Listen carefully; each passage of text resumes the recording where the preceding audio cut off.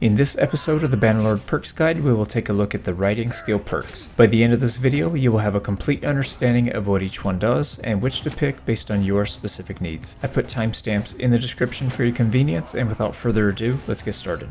Increasing charge damage by 20% seems like a good bonus, but in testing, it made hardly any difference. Without the perk, we did between 6 and 7 damage per charge, and with the perk, between 8 and 9 damage. There is certainly a difference, but the charge damage is so small to begin with. The same can be said for the Captain perk, which gives our troops a 10% bonus to charge damage. Nimble Steed. This perk increases maneuvering by 10%, which is difficult to say what it does without testing. We can see rotating in a circle is faster with the perk than without. This translates to tighter turns, giving us more control. The Captain perk gives our mounted troops plus 30 to riding skill, which is a great bonus. Riding skill increase gives higher max speed, more maneuver, and more damage with weapons, as well as faster reload speed, so it's an incredibly important skill. The pick here is Nimble Steed for our main character, since it's more useful than doing an extra 1 to 2 damage per charge. It's also the pick for Captain, as riding stats are far more important than a little bit of charge damage. Veterinary. If our mount loses all of its HP during a battle, there are 3 outcomes. It respawns next battle at full health, it will become lame with significantly worse stats, or it will die. According to BannerlordPerks.com, the chance of death is 5% and becoming lame 20%. So with this perk, these numbers are cut in half. The Governor perk gives 0.5 prosperity per day, which is quite good. Well strapped. In order to avoid going down in the first place, this perk increases the HP of our mount by 20%. As an example, this desert horse has 200 HP usually. With this perk though, we increase that number by plus 40 for a total of 240 HP. The secondary perk is tagged as Party Leader, which increases all mounts HP in our party by 10%. Not bad. The pick here is usually well strapped, as avoiding going down in the first place is much more useful than avoiding becoming lame. However, if you have a specialty horse that you cannot purchase, then Veterinary can be a good pick, as replacing those types of horses can be very difficult. For Governor, Veterinary is the only choice. Filled to Brim. For a trading playthrough, a 20% increase to pack animal carry capacity can be quite handy. We can see from the testing that with 20 pack animals total, our carry capacity goes from 2030 without the perk to 2430 with the perk. The secondary perk is also tagged as Party Leader and will reduce the trade penalty for both buying and selling mounts. Nomadic Traditions. This perk increases the bonus to movement speed for having spare mounts for our infantry to ride. Unlike other movement speed perks, this one actually works. Yay. We see from testing there is no bonus without the perk, then a 0.27 speed bonus with 50 troops, 0.25 with 100 troops, and 0.23 with 200 troops. The Captain perk adds 10% speed damage bonus to Cavalry, which is mediocre. The only reason to pick Filled to Brim is for a trader playthrough, but even then I would still rather take Nomadic Tradition. If you plan on a 100% Cavalry playthrough, then pick Filled to the Brim, otherwise take Nomadic Traditions. Inventory space just isn't that big of a deal compared to movement speed. For captains, Nomadic Traditions is the only option. Sagittarius. If you thought we were done with testing mounted accuracy, then the joke's on you. We can see from testing there's a very slight increase in accuracy when both riding in a straight line as well as turning the horse left and right. The effect is much less than the perks from within the control skills, but they do stack. The Captain perk is exactly the same thing, but for our troops. Sweeping Wind.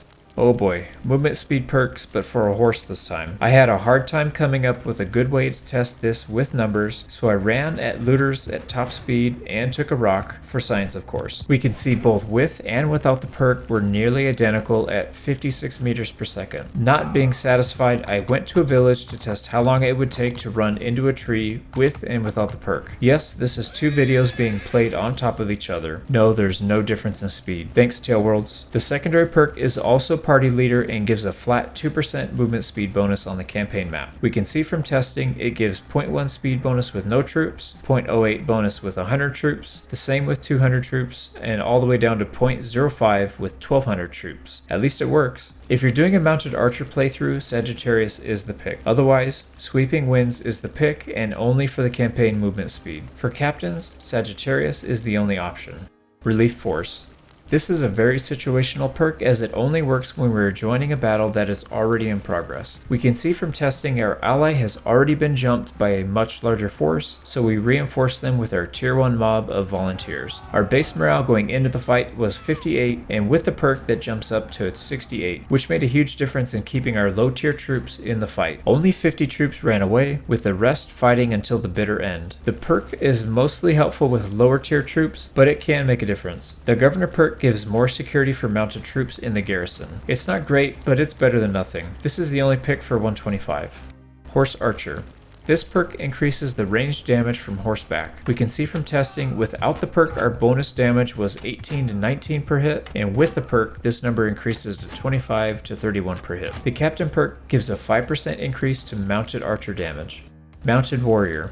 Melee weapons generally do more damage, so they cut the bonus down to 5% here. In testing, we see without the perk, bonus damage was between 23 and 24, and with the perk, between 31 and 40, which is a similar increase as the other perk. The Captain perk increases melee cavalry under our captain's command by 5%. The pick here depends on your playthrough. If you're shooting mostly from horseback, then pick Horse Archer. If you're using melee weapons, then Mounted Warrior is the pick. If you're using both equally, I prefer Horse Archer as melee weapons on a horseback rarely have issues with one-shotting enemies. For the Captain perk, the same logic applies and should be based on your army composition. If both melee and ranged troops are used equally, then go with Horse Archers. Breeder. Farming Simulator has come to Bannerlord with this perk as our animals in our inventory have a chance to multiply over time. In our testing, we took 10 of each horse in the game and sat in town until they did their thing. After about 3 months, we get a message saying we got 420 horses added to our inventory. We can see that only 8 out of these 420 horses were actually added. It does work though. The Governor perk gives bound villages an increase of 5% to their production rate. This can be great for fiefs with rare commodities like Asteroid horses or silver mines. Riding Horde. Next, we have a very useful perk which reduces herding penalty by 50%. Let's look at the testing to see why. The max herding penalty in the game is 3.9. We are by ourselves and have 1000 mounts, hence the herding penalty. As soon as we take the perk, we increase our movement speed by 2, taking our movement speed all the way up to 4.9. We can increase the number of horses by an infinite amount, but we will never slow down further than this unless we take troops in our party. The Governor perk increases the chances of making tier 2 horses, which can be very useful, especially in the late game when tier 2 horses are harder to come by. Personally, I pick Riding Horde 100% of the time, but if you have some rare horses that you want to try breeding, then Breeder can be okay, I suppose. For the Governor perk, Riding Horde should be the pick if your fief produces horses and Breeder if it does not. Annoying Buzz. Doing extra damage to the enemy morale can be quite useful for ending the battle quicker and saving casualties. 20% is a pretty good bonus too. We can see from the testing the group of 35 looters broke after 9 casualties without the perk and also 9 with the perk. I did miss a couple of headshots when testing with the perk, which should account for some of the discrepancy here. I use this perk a lot and it actually does work. The Captain perk does the same, but only a 5% increase for our mounted archer casualties. Thunderous Charge. This perk mirrors the previous one, but for melee weapons. We can see from testing it takes 14 casualties to break the enemy without the perk, and only 11 with the perk. Again, headshots make a big difference to morale damage, so testing should be more precise than what I had time to do here. The Captain perk is the same, but 10% this time for our melee cavalry. The pick for our main is Annoying Buzz for mounted archer playthroughs, Thunderous Charge for melee playthroughs, and Annoying Buzz if you're using both melee and ranged equally. I find that headshots are much easier to get with ranged weapons, which maximizes the morale damage and stacks nicely with this perk. The same can be said for the Captain perk. If we mostly use Cav Archers, then go Annoying Buzz, otherwise take Thunderous Charge. Cavalry Tactics. If you like to recruit cavalry troops rather than converting them from prisoners, then this is the perk for you. This increases the chances of troops in our towns spawning as cavalry instead of foot troops by 30%. We can see from the testing that without the perk, our Kazate town has only 1 cavalry to recruit, and with the perk, after a few days waiting, we have 7 cavalry to recruit. The Governor perk reduces wages of mounted troops in our garrison. If you've seen the bonus videos for the other perks guides, then you'll know this one made an appearance. We can stack enough bonuses to have cavalry pay us to stay in our fiefs. It's crazy. Mounted Patrol. This perk reduces the chances of enemy nobles from escaping our party when we hold them prisoner. The Governor perk does the same, but for our fief's dungeon. The pick here really depends. If you like to use a lot of cavalry and own towns, then cavalry tactics is a good pick. Otherwise, mounted patrols can be really helpful for hanging on to nobles longer after battle. The Governor perk is a really tough choice. 50% wage reduction for cavalry is massive, especially when at peace when we can't make money from fighting. Keeping prisoners for longer can help win wars though. I prefer mounted patrols personally, but either pick would be great here. Dauntless Steed.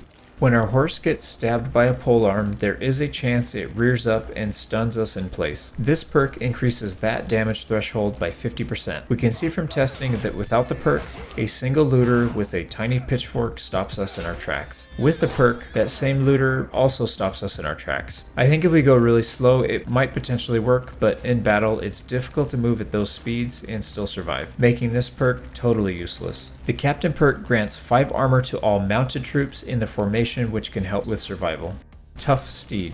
This perk increases our mount's armor by 20%, which is a significant increase. We can see from testing without the perk we deal between 28 and 33 damage per hit, but only 12 to 28 per hit with the perk. The secondary perk adds 10 armor to each mounted troop, which is great. Maybe my testing was bad, but I couldn't get Dauntless Steed to work, so my pick for both main and captain is Tough Steed. The Way of the Saddle. I always love doing the testing for final perks, as it's usually quite a big difference. This perk increases both maneuver and charge damage. Looking at the testing, we can see maneuver was almost identical for 275 and up, both with and without the perk. Level 0 was only slightly slower than the others. Testing the charge damage, we see 4 damage at level 0, 8 damage at 275 without the perk, 8 damage for 275 with the perk, and 10 damage at level 330 with the perk. These results were very disappointing, and I can't recommend going past 225 or 250 depending on which perks are needed. Higher riding levels are useful for increasing mount speed, but the final perk is trash. We are nearing the end of the video, which means it's time for the bonus. Rickroll Bannerlord style. Never gonna give you up. Have you ever captured enemy nobles after battle and wished you could keep them around forever? It's simple. Just have these 2 level 225 perks on your main character. Riding perk Mounted Patrols and Scouting perk Keen Sight. This will reduce enemy noble chance of escaping your party by 100%, effectively keeping them forever. Just be sure to play this for them once in a while, because we're never going to give you up, never going to say goodbye. While this perk combo can be extremely potent, we must use it in the right situations. If we are a vassal, then it's not useful enough, as our king will eventually sue for peace long before we can use it to the full potential. However, if we are the king or we're going solo, then it's game breaking. I'm working on a separate guide right now for how to use this tactic to own all fiefs of your own culture group with 0 risk. But let's look at a couple highlights from that upcoming guide so you can see its true potential. We start off without being a vassal or a mercenary and go to war with a kingdom of our own culture group. We do this because it will be difficult to avoid rebellions in towns without policies, and since we're going to be solo without a kingdom for now, it's best to stick to fiefs of our own culture group. The goal here is to pick as many small parties off as we can, getting them either solo or as a small army with low tier troops. Within a matter of a couple weeks, we have taken over 40 nobles from the Western Empire as prisoner, and even took a castle using only our main character. From here, they have no nobles left to defend their fiefs, and we can take all of them without worrying about 1,500 troop armies coming to spoil our siege or taking their fiefs back. If you want to see how to take 43 nobles and a castle with only 250 troops and losing only 10 troops in the entire process, then keep an eye out for this upcoming guide. If you want to help me out, don't forget to stampede that like button before you leave. If you want to see more videos and guides just like this, consider subscribing. Let me know in the comment section below what topic you would like to see covered on the channel. Up next, we will be looking at all of the athletics perks. Thanks again for watching, and I'll see you on the next one.